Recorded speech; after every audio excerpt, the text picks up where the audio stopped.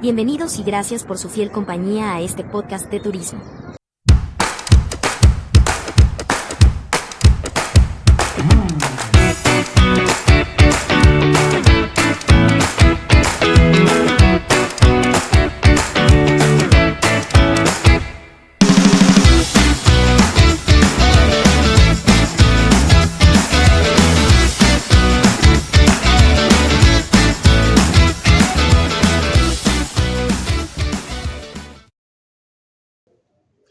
Amigos, buenos días.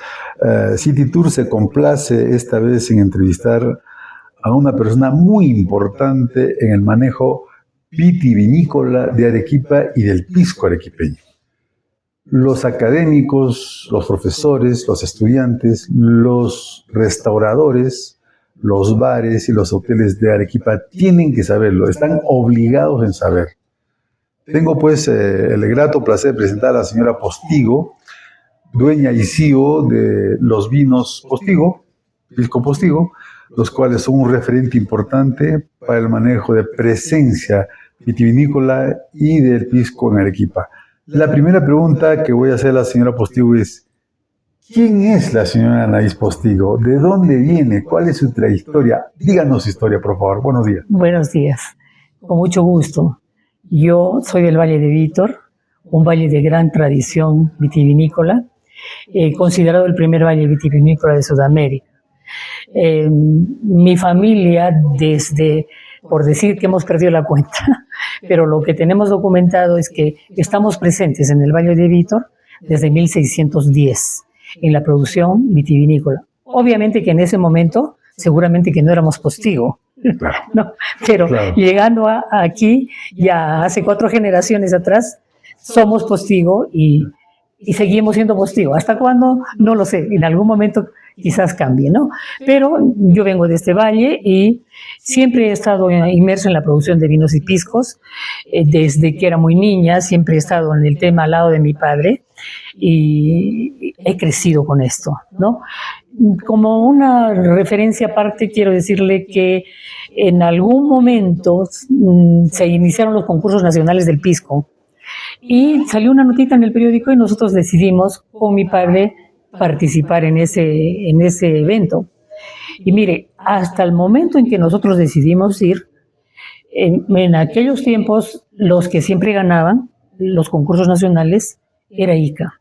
Entonces, Arequipa y las otras zonas pisqueras pues ni figuraban. Pero aquella vez que nosotros decidimos ir, marcó un quiebre total, porque nosotros ganamos 2 medallas de oro en ese concurso nacional y con uvas que quizás el paladar de los catadores de aquel entonces no lo tenían en su registro, porque nosotros ganamos con la uva negra criolla, que es la uva, digamos, emblemática de esta parte del Perú, de la región del sur, y con la uva Italia, ¿no? Entonces, ese fue el punto de quiebre en que se volteó la mirada hacia otros lados para decir, ¿hay pisco en Arequipa? ¿Y desde cuándo? ¿No será que a alguien se le ocurrió, no sé, hacer un poco de pisco y venir a concursar? No, ¿no? La historia nos dice que no es así. Es un valle muy antiguo en la producción de vinos y piscos. Y eso marcó el inicio, digamos, si se quiere, el auge de la producción del pisco en Arequipa, porque de ese tímido comienzo en aquel tiempo a lo que es el pisco arequipeño hoy día, ganador en diferentes concursos nacionales e internacionales de medallas de oro, realmente es una satisfacción. Entonces, si apuntamos a un objetivo y trabajamos con ello, a veces contra viento y marea, pero si tenemos el objetivo claro, pues hoy día vemos el resultado. Y yo siento una satisfacción enorme, porque de aquel comienzo tan pequeño a lo que es ahora, realmente para mí ese es el mejor pago que puedo recibir. Qué bueno. En realidad, esto es bueno saberlo. Tenemos más de 300 años de historia vitivinícola en Arequipa que muy poco se sabe, ¿no es cierto? Entonces, para resumir un poco y usted nos confirme, el Valle de Vítor fue el primer lugar donde se sembró posiblemente la uva y se generó el pisco y el vino en esta parte del sur del Perú, seguramente por la posición estratégica de Arequipa. Sí, porque siendo que cuando los conquistadores llegan a Arequipa, también el primer valle que está en camino es Vítor. Entonces, lógicamente que necesitaban ampliar la campiña. El clima de Vítor no es igual al clima de Arequipa. Entonces ellos consideraron que ese sería su valle ideal para poner las uvas que tanto falta le hacían, porque la necesidad de tener vino era imperiosa. No había misa si no había vino. No se les ocurrió, no sé, consagrar chicha para, ¿no? Entonces, sí, ese primer valle vitivinícola no solo del Perú, sino de Sudamérica.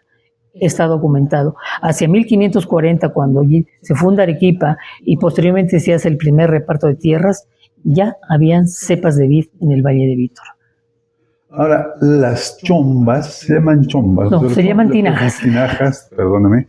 Las tinajas tienen también un sello de producción de la fecha. Efectivamente. Y eso tenemos en Vítor. Sí, en Vítor tenemos, mire, lo que nos refiere la historia es esto, que en el año 1560, el alfarero español Pedro Sánchez Salvo, que se fue a Vítor precisamente, ¿por qué?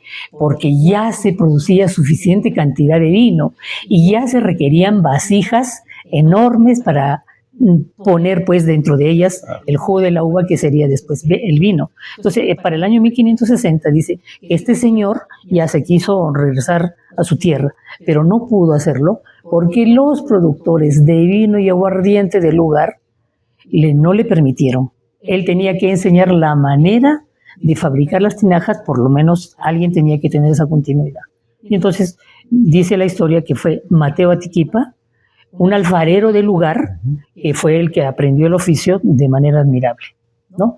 Entonces, fíjese, 1560, el señor quiso ya regresar, quiere decir que para 1560 ya él hizo tinajas en Vítor, ¿no?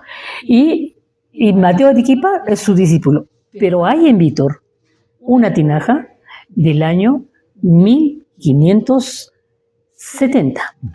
Y esa tinaja, sin duda, la hizo Pedro Sánchez Salvo. No está firmada. Esa no está firmada, no hay manera de saber quién fue el artesano, el maestro alfarero que la hizo. Pero por la fecha y por lo que también la historia nos dice de quién fue el fundo que se llama la Huerta Perdida, fue de uno de los primeros conquistadores de Arequipa.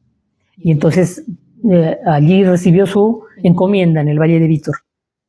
Entonces, a juzgar por esos datos, esa tinaja fue hecha por Pedro Sánchez Salvo, el que introdujo las tinajas o la manera de hacer las tinajas en el Valle de Vítor, que después están en Majes, están en Carabelí, están en Siguas, hasta la quebrada de Chumuca, ¿no?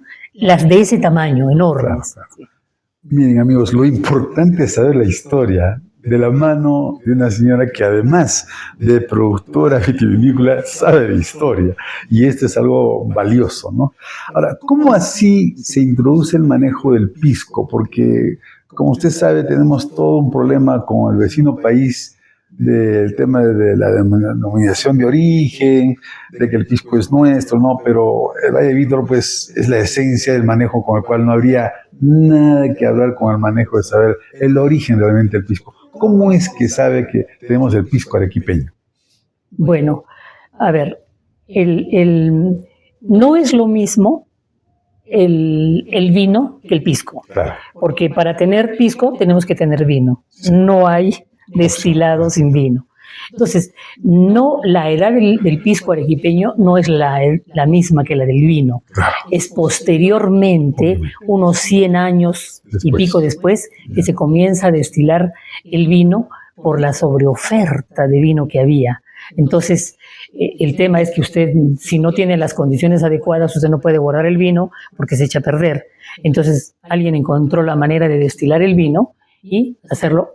Por eso es que nosotros en Vítor le decimos, hasta ahora, algunos no le decimos pisco, le decimos aguardiente de vino, porque eso es lo que es el pisco, es un aguardiente de vino, no de uva. ¿Sabe por qué no de uva? Porque de uva yo puedo hacer de repente un vino de cualquier uva.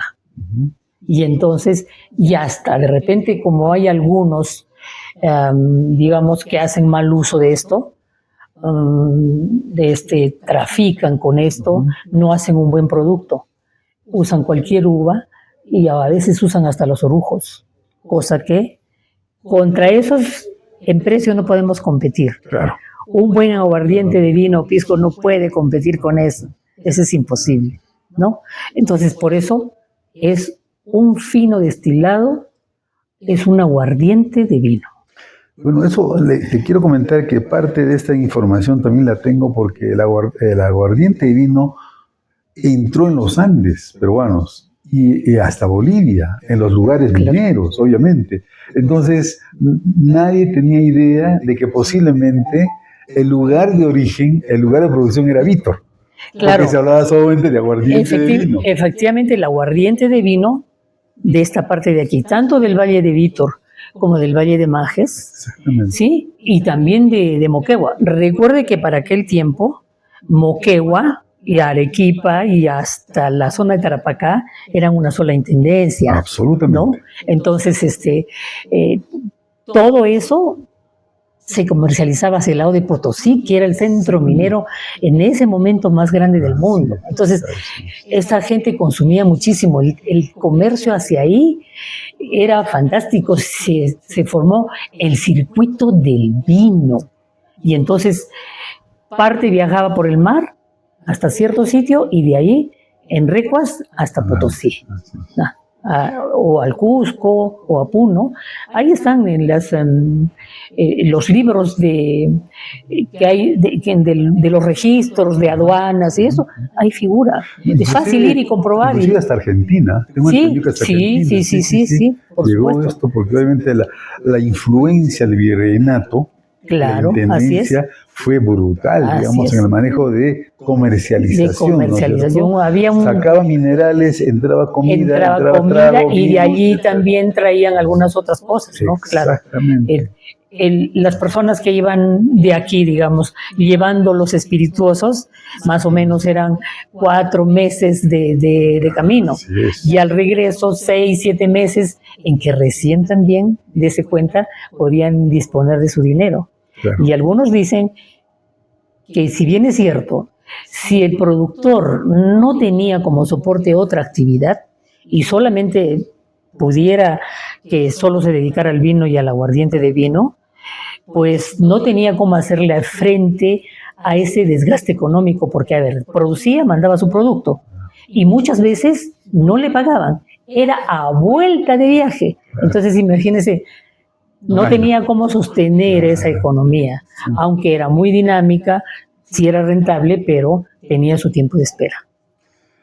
La verdad es grandioso saber ese tipo de cosas de parte de usted, que la verdad es una Biblia andando. Ahora bien, háblenos de su producto, háblenos qué produce, cómo lo hace, a dónde lo comercializa. Tenemos que dar información a los que nos están viendo, por favor. Bueno, como ya les dije antes, nos viene de familia, ¿no? Entonces, en realidad, yo siempre estaba preocupada porque decía que mi papá hacía tan buen producto, tan buen vino y tan buen pisco. Y entonces pero ¿sabe que en aquellos tiempos la gente iba a la bodega? O sea, mi papá no necesitaba salir a decirle a fulano, nada. Llegaban. Tampoco es que mi padre fuera un productor grande de vinos, pero era una pasión que él tenía. Y como él decía, era parte de su esencia. ¿Por qué? Porque también él había crecido en eso. Entonces, como él no necesitaba pues salir afuera, comercializar, ofertar su producto, porque la gente iba a la bodega. Para aquellos tiempos, la gente iba a las bodegas a comprar. Y obviamente que el consumidor no era joven tampoco, ya era gente cuajada que le gustaba el producto, ¿no? Entonces, pues ya un día le dije yo a mi papá, yo siempre con la preocupación, ¿por qué no, trasciende esto? Que no solamente sea en la bodega, que sea un poco más afuera, ¿no? Sí. Entonces, la oportunidad se presentó una vez que ahí pues leí un pequeño anuncio, una notita que decía que habría un concurso nacional del pisco. Entonces yo le digo a mi papá, mira papi, vamos. Y mi papá me dice, vamos, calidad no nos falta, vamos. También que la gente sepa que aquí en Vítor, en un valle de Arequipa, hacemos excelente vino y excelente pisco. Ok, fuimos. Y mire, para ese tiempo, los catadores, siempre los concursos los ganaba Ica. Los catadores esencialmente eran todos de Ica. Sin embargo, nosotros fuimos a concursar y ese año nosotros ganamos 2 medallas de oro en ese concurso. Y eso marcó, pues, una vuelta total, ¿no? La expansión. Así es, pero ¿cómo es posible? ¿De dónde salió? ¿Cómo? ¿Cuándo? ¿Dónde está Vítor? ¿Cómo es, no? Entonces, pero el tema no solo era Vítor, era el pisco de Arequipa, ¿no? Entonces, es así como decidimos, yo decido, pues, un día le digo a mi papá, mira, vamos a una feria. Entonces, para aquel tiempo, Fongalsur todavía hacía las ferias agropecuarias. Entonces, pues yo me fui a una feria agropecuaria. Yo realmente no lo podía creer. No podía creer, en primer lugar, que tanta gente supiera de que mi papá hacía pisco y hacía vino. Lo que yo llevé como una aventura no me alcanzó. No me alcanzó. Total. Sí, pero fue el punto para dar, digamos, a conocer al público en general.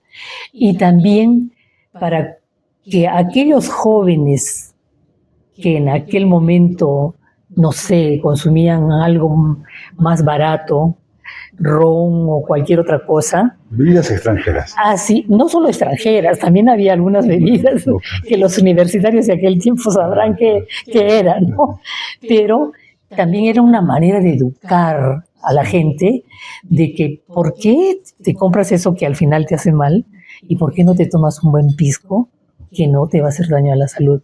También fue una manera de promocionar, de darle a conocer a la gente, consuma pisco, consuma lo que hacemos aquí en Arequipa. Y si usted consume un pisco o un vino arequipeño, le va a ir bien.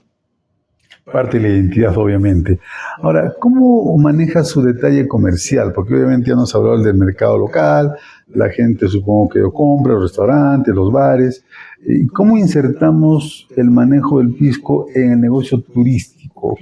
¿Cuál es su visión? Ese es un problema un poquito complicado, pero sí se ha trabajado. Nosotros en este momento producimos, como decía mi papá, lo último que yo voy a hacer en mi vida es dejar de hacer vino y pisco. Y efectivamente lo hizo hasta que murió. Y entonces, por el momento nosotros estamos produciendo por mantener esa tradición y por, lo último que yo voy a dejar de hacer en mi vida es esto. Vino Amor, y pues. pisco. Y dejar... Esa huella. Sí, y no solo eso. A mí lo último que voy a hacer es que se quede en el olvido el Valle de Vítor. Es lo último que no se puede. Entonces, a eso están nuestros esfuerzos. Producimos porque es parte de La tradición y nuestro identidad. ADN. Yo no tengo tanta producción, pero sí, por ejemplo, ya yo tengo lo que hemos hecho este año, prácticamente lo tengo pedido. Okay. Sí, Okay. No es mucho, como le digo, pero estamos manteniéndonos ahí. Pero sí puedo hablar de los otros productores. Si bien es cierto, mire, Arequipa contribuye con la producción de pisco más o menos al 10% de lo que se produce a nivel nacional en las zonas pisqueras, ¿no? Pero ahí está el tema, ¿no? El tema de la comercialización, que no siempre funciona. También tienes el tema de que alguien viene sacando un producto, hace un pisco con uva de mesa de descarte. Mira, contra eso no puedes competir. Pero, sin embargo, son productores que de alguna manera han conseguido una denominación de origen. Y algunos lo usan tan mal como decir, tengo denominación de origen, tengo la licencia para hacer lo que yo quiera, amparado en esa denominación de origen, ¿no? Ese es un tema que todavía hay que trabajar. ¿Por qué? Porque va en desmedro del productor esforzado, que hace un buen producto. ¿Sabe qué? Hacer pisco no es barato. Hacer pisco y que haya una botella de pisco en 20 soles, yo lo pienso 2 veces. ¿De dónde, no? ¿No? Entonces yo digo, uy, 20 soles, a la gitana vieja no le va a salir la suerte. Pero hacemos el cálculo y no es posible. Contra todo eso se enfrenta el productor de pisco. Y hay algunos que, pues, a ver, usted no puede invertir, usted no puede poner un viñedo para hacer vino, para hacer pisco, y luego tener ahí, estar sobreestoqueado. Claro. No es así. Entonces, están haciendo sus esfuerzos. Y son esfuerzos de ellos. Esta apertura de que, digamos, podemos encontrar hoy día vino y pisco en el Cusco, vino arequipeño en algunos restaurantes de Lima, porque tienen cierta resistencia, que cómo será, ¿no? ¿Cómo será? Y a trabajar con piscos de Arequipa, es el esfuerzo de esos productores, que ahí le están dando y le están dando. ¿Por qué? Porque tampoco usted puede hacerlo y ahora que yo me hago, eso es un montón de dinero, esa es inversión. La gente ha hecho inversión en su bodega, tiene una buena bodega, ha invertido en depósitos de acero inoxidable, trabaja con tecnología, con última tecnología, todo eso cuesta, ¿no? Entonces, pues no puede ser también que el esfuerzo del productor vaya y no encuentre al final el fruto, el retorno. Tampoco es así. Y en eso yo diría, es como que, pues, camina como puedas y bueno, ya en algún momento si el Estado te da la mano, bien, pero no es así, ¿no? Eso tendría que ser de la mano, para que esto funcione de la manera debida. Tengo entendido que el restaurante de Maidó sí. y el restaurante de Gastón está comprando vinos de Víctor y Majes, me parece, y lo está haciendo en buena forma. Y el otro día tuve visita de unos productores también que estaban muy orgullosos de tener su producto ya en la mesa limeña, donde realmente la cosa es muy fuerte y a precios razonables como corresponde, porque un buen pisco tiene que costar. Claro. Estamos hablando de unos 6 o 8 kilos por cada botella de uva. Sí, por litro, ¿no? Que muchas veces depende el manejo del vitivinicultor. Claro. Puede ser más. Depende de él cuándo quiere cortar sus uvas. Claro. Y entonces también puede ser más. Puede ser hasta 12, hasta 13 kilos. En nuestro caso es así, porque cosechamos tarde.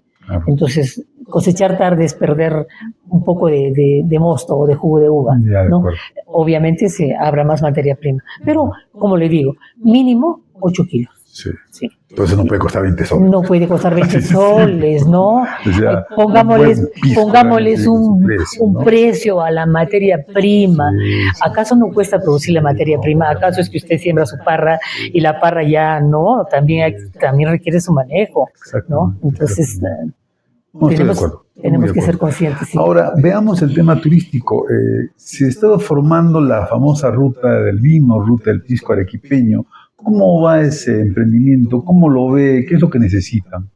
Bueno, si todavía vive, es por el esfuerzo de los productores. Obviamente. Porque obviamente se hicieron las rutas y inicialmente hubo como digamos un apoyo, pero posteriormente ya no hay, ¿no? Entonces ahí tenemos la ruta sur, la ruta del centro y la ruta norte, ¿no? Entonces tenemos 3 rutas bien definidas que comienzan en la irrigación de La Joya y van hasta el Valle de Majes, ¿no? Después tenemos Camaná, ¿no? Porque tenemos un productor de pisco ahí en Camaná, esa parte de ahí, y tenemos ya hacia Carabalí, la otra ruta, ¿no?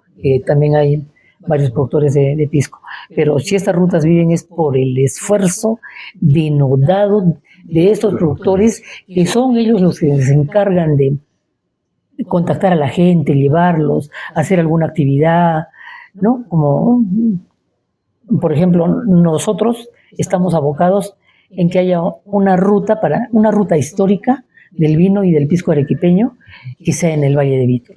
Ya hemos hecho unos pilotos, sí, pero falta más, porque sabe que yo me puedo llevar un grupo de turistas, pero al turista le encanta, una vez, mucha aventura, usted ve en el sitio hermosas bodegas coloniales que están en ruinas, pero usted puede darse una idea de lo que era la producción en el valle.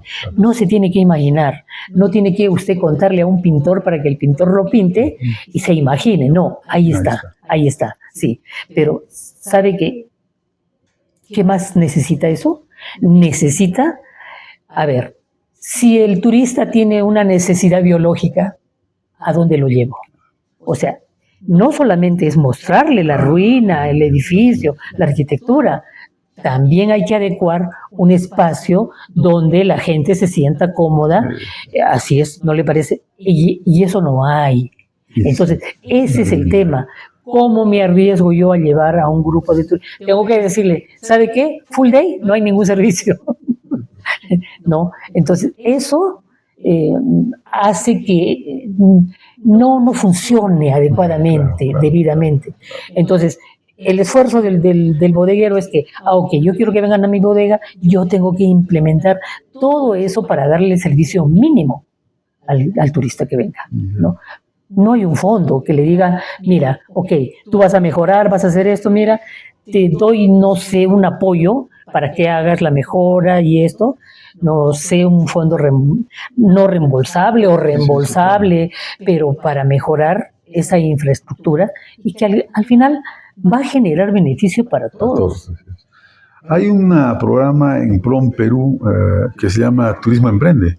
Sí. Que se hace todos los años. Sí. Sería interesante quizás mediante el municipio, algunos emprendedores podrían concursar ahí para tener fondos no reembolsables y estructurar un producto, porque ahorita solamente es el atractivo que es el pisco y el vino, pero el producto tiene que insertarse con adicionales servicios que son gastronomía, restauración y obviamente servicios higiénicos con un detalle de conectividad que creo que lo tiene Víctor. Claro, tiene acceso. Así es, y efectivamente. Está cerca de Arequipa, porque, y ahí quizás dentro de eso hay otros atractivos, ¿no? Tienes petroglifos, me consta. En toda la zona, no solo tienes en Víctor, hay un cementerio inca por ahí también. Hay cementerios incas, o sea, hay cosas que se pueden articular al tema que pueden resultar sumamente interesantes para el turismo y para el beneficio. Claro, que se diversifica, digamos, la visita. Así es. ¿no? Haciendo la visita la oferta es al viñedo, al uva, la parte cultural, la parte histórica, comida, bebida, regreso, ¿no es cierto? Así es. Qué bonito. Sí, la verdad, señora Postigo, yo estoy muy feliz de saber que usted está interesada en el manejo de Víctor, un lugar que, no sé si la palabra está bien dicha, un valle escondido mágico. Le cuento que hay otro programa también que sería bueno que lo chequee con el alcalde. PROM Perú está denominando ciudades mágicas. Y ese detalle es, ¿cómo se llama? En donde PROM Perú financia en poner en valor ese lugar. Y lo mágico está en lo espectacular, lo diferente que puede exhibir el lugar. Le voy dando 2 tips para que por favor usted, y con mucho gusto para apoyar también. Para tenerlo en cuenta, sí, por supuesto. Que venga el alcalde, si desea, acá, con Oscar, conmigo, para poder apoyarlos en esto que significa la difusión y la inserción de un producto adicional, porque a los arequipeños nos interesa que los turistas se queden más tiempo. Así es. Y no pueden dar vueltas solamente en Arequipa, no también tienen que salir de Arequipa, ¿no? Como ya recorremos un ratito Arequipa, se acabó, vamos al Colca y no puede ser, ¿no? Y esa parte es la parte que menos lo estamos tocando, creo que me parece que es interesante, es espectacular. Además, acompañado de la gastronomía, que alguna vez estuve en Víctor, que también nos han invitado a una rica comida ahí, hay camarones también en Víctor. Hay camarones, por supuesto, ¿no? Camarones, así como en todos los valles, también su cocina basada en camarones. Hay un plato que tenemos en Víctor, no está en ningún lugar, es el cauche de cuy, ¿no? A ver, antes, cuando yo era niña, ahora le dicen cauche de cuy, pero en realidad las abuelas le decían así, cauchiconejo. Y era el plato que te invitaban, pues si tú habías estado mucho tiempo fuera, lo mejor que te podían dar de recuerdo era un cauche de cuy, que por si acaso no lleva queso, ¿no? Su nombre, aunque es cauche, no tiene que ver nada con queso. Es un guiso que se hace a base de cuy, ají amarillo tostado, pero el ingrediente principal es el vino. Porque a partir de que aparece el vino en Víctor, también su cocina cambia un poco. Claro. Todos sus platos ahora, en adelante, llevan vino. Entonces los sudados, los estofados, aquellos platos que ya se han perdido porque la gente pues hacían, bueno, yo lo he visto, para aquel tiempo me era un poco complicado comerlo porque me daba pena. El famoso tallarín de pichones, que lo hacían con puro vino, ¿no? Entonces sí, la culinaria de Vítor ya lleva mucho vino como un ingrediente principal. Sí, y eso es algo que hay que rescatar, porque, a ver, todo cambia, ¿no? La población también cambia. Hay gente que se viene porque es la mano de obra, ¿no? Ya, entonces ya se hacen parte del sitio, ya se hacen parte del lugar, ya también se consideran vitoreños. Pero, a ver, tienen otro tipo de comida, otro tipo de, ¿no? Estas personas no tienen ni idea de lo que se comía en Vítor, pero hay que hacer un esfuerzo. Y hay un esfuerzo que he luchado, pero lo he conseguido. Ya el Festival del Cauche de Cuy está en su 6ª versión. Entonces ya se hace un festival exclusivamente para el Cauche de Cuy, que se casa con el Festival de la Vendimia. Justamente quería hablar, que nos informe de esto. ¿Cuáles son las actividades más importantes de festejos en Vítor? ¿Qué fechas? Porque eso muy poco se sabe, para poder generar esto que se llama la identidad de un valle tan lindo y mágico que existe, y que podamos nosotros difundirlo también. Digamos, ¿cuáles son las fechas más importantes de festejo religioso, cultural, qué sé yo? Claro, en el aspecto que le digo, es movible, no tiene una fecha fija. El Festival de la Vendimia... ¿Marzo, abril? Sí, fines de marzo, por ejemplo, este año ya fue el Festival de la Vendimia y del Cauche. Van juntos, ¿no? Claro. Sí, se promociona un poco, asiste la gente. Los que están fuera de Vítor tratan de venir. Sí. Hay una fiesta religiosa que es importante para los vitoreños, que es la festividad de la Virgen de Chapi, que se hace ¿de mayo? Sí, a fines de mayo. ¿Y tiene otra fecha? Sí, lo hacen a fines de mayo, ¿no? Y también mueve gente de algunos lugares vitoreños que no están ahí. Y aparte de eso, bueno, fiestas patrias que, como es lógico, ¿no? Así es, visitar. Y el Día de Arequipa, que también ya ha comenzado a tener resonancia, digamos, en Vítor, ¿no? Como un homenaje a la ciudad de Arequipa. Aparte de eso, no hay... ¿Qué día es el aniversario de Vítor? El 2 de enero. El 2 de enero. Siempre hay que ir el 2 de enero, aunque coincide con el aniversario de algunos otros distritos. También, sí. Pero, ¿qué le voy a decir? ¿Qué festejan el 2 de enero? El 2 de enero festejamos a la no hay más que la serenata y es libre. Hay comida, hay bebida, vino, pisco, hay un pasacalle que se hace, pero es el lugar donde se van a reencontrar los vitoreños que no se ven hace muchísimo tiempo. Vitoreño que vive en Europa, en Australia, porque por ahí andan repartidos. 2 de enero. Sí, el 2 de enero. Así es. Bueno, señora Postigo, la verdad, vamos a tener que hablar mucho más en adelante con usted. Nos ha dado valiosa información. Amigos estudiantes, amigos profesores, gente del sector turismo, entiendan que tenemos valores grandísimos en Arequipa, productos de primer nivel, y gente como la señora Postigo que está apostando toda su vida en el manejo de poner en valor al Valle Escondido de Vítor, un pueblo mágico que creo que Prom Perú tiene que tomarlo en cuenta. Algunas palabras finales: ¿dónde vende su pisco? ¿Quién lo vende? ¿Sus vinos? Bueno, agradecerles por la invitación. Realmente no me pidan hablar de pisco ni de vino porque no tengo cuándo parar, pero muchísimas gracias por la invitación. Para pedidos al 95-850-8410, podemos atender su pedido, se lo llevamos a domicilio. ¿Sí? Bueno. Todavía elaboramos todos nuestros productos en el Valle de Vítor, todavía hacemos nuestro producto y reposamos en tinajas centenarias tinajas de arcilla cocida. Y de verdad, consuman pisco, todo con moderación. Claro. Este es un excelente producto. Entonces, consuman pisco arequipeño. Esa es la invitación. ¿Tiene las 3 modalidades? ¿Pisco quebranta, acholado no. o no? A ver, yo tengo pisco Italia, Ok.